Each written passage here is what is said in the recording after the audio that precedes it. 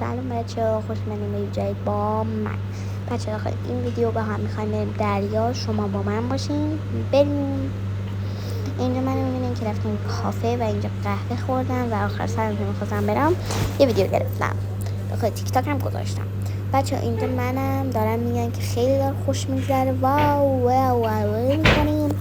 بعد اینجا خیلی خوش میگذشت. دارم میخونم که تا اگه منو میخواستی که اینا هم جدید در اومده. اونجا هم دائمینا رو خواستم نشون بدم که چون خیلی عقب بودن نیومدن و الانم از پشتم میتونید ببینیدشون. الانم که میخوایم بریم طرف دریا.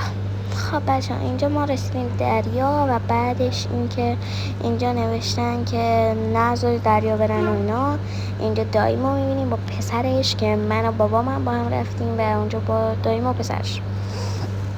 اینجا ما کم کم رسیده بودیم و باید یه راه پیدا میکردیم که بریم پایین که من میخواستم جت اسکی از این موتورها چهارچرخ سوار شم.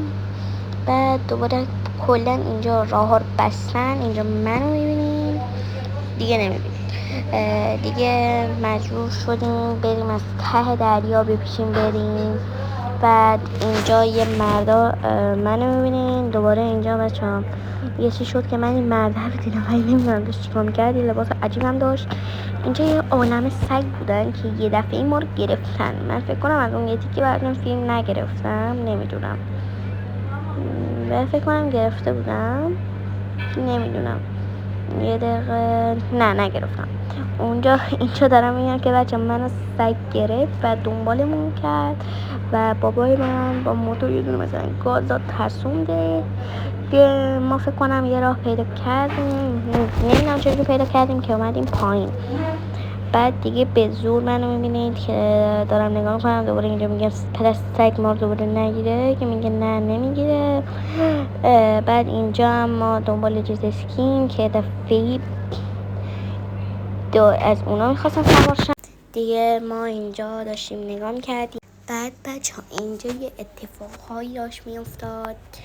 بعد یه دفعی من کلامو تا دادم بالا، این یک سر میافته مثلا دیتی داره مثلا افتاد.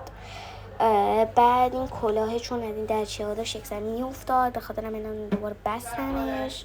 بعد الانم بابام و داییم یه دفعه داشتن گاز میدادن، یعنی دیدن گوشیم داشت از دستم میافتاد و سکته خدا رو میتونستم بگم کردم. اینجا هم پیاده شدیم. اینجا بابام داره ویدیو میگیره.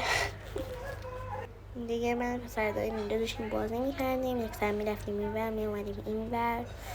که بچه فکر کنیم برای یه دونه جت اسکی ما 10 دقیقه 500,000 تومان دادیم.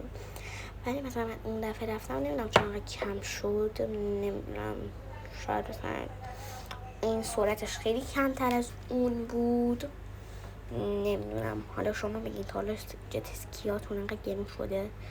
بعد یک سرم با اون داشتم فیلم میگرفت. من گفته بودم یه تیکه رو بگیر که دیگه کلشو گرفت. دیگه میبینید منو کمجور دارن گاز میدم اینور اونور. بچه من اینقدر که اینو گاز میدادم سرعت نمیرفت، یعنی هر چی فکر کن بلد نیستم دنده بزنم. به خاطر همین با دنده 0 داشتم میروندم، یعنی دنده 1 بود، اصلا دنده 1 نداشت. اینجا هم پرسیدم که 10 دقیقه هم تموم نشد و دایم و بابام گفتن نه یه دور دیگه دارید، یه دور دیگه بزنیم که بعدش پسر دایم سواشه، که من از اون یه تیکی فیلم نگرفتم. بعد اینجا پیاده شدم، پسر دایم داشت دوام شد. اینجا رفتم تو آب و کلی شن و ماسه و آب رفت توی کفشم. آخه تو بگو اسکولی میری تو آب وقتی میدونی. اینجا هم برگشتن دوباره داشتم یک کلیپ میگرفتم.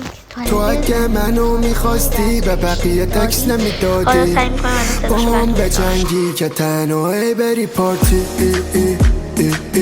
حالتم خوب میدونم